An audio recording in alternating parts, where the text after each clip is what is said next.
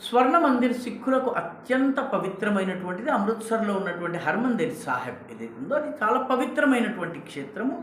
అక్కడకు వెళ్ళేటటువంటి వేరే మతాలను పాటించే వాళ్ళు కూడా సిక్కులు చెప్పిన విధంగా తలను కవర్ చేసుకోవాలి. ఈ రకంగా వెళ్ళాల్సి ఉంటుంది.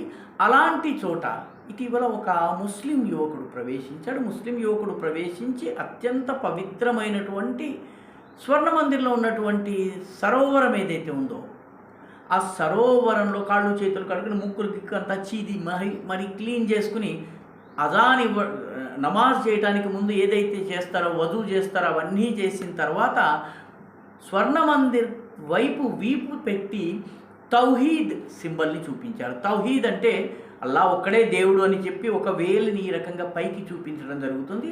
అల్ ఖాయిదా నుంచి ఇస్లామిక్ స్టేట్ వరకు ఏ ఉగ్రవాద సంస్థ అయినా కూడాను వాళ్ళు మాట్లాడుతున్నప్పుడు ఒక వేలు పైకి పెట్టి మాట్లాడతారు. దాన్నే తౌహీద్ అంటారు.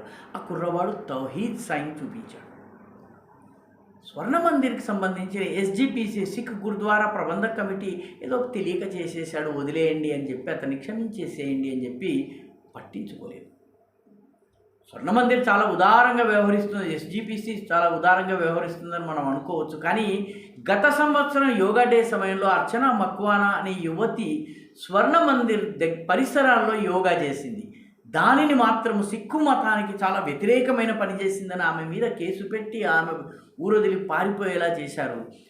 అర్చనా మక్వానాకి ఒక న్యాయము, ఈ స్వర్ణ మందిర్లో వజూ చేసి తౌహీద్ సింబల్ చూపించిన వాడికి వేరొక న్యాయము.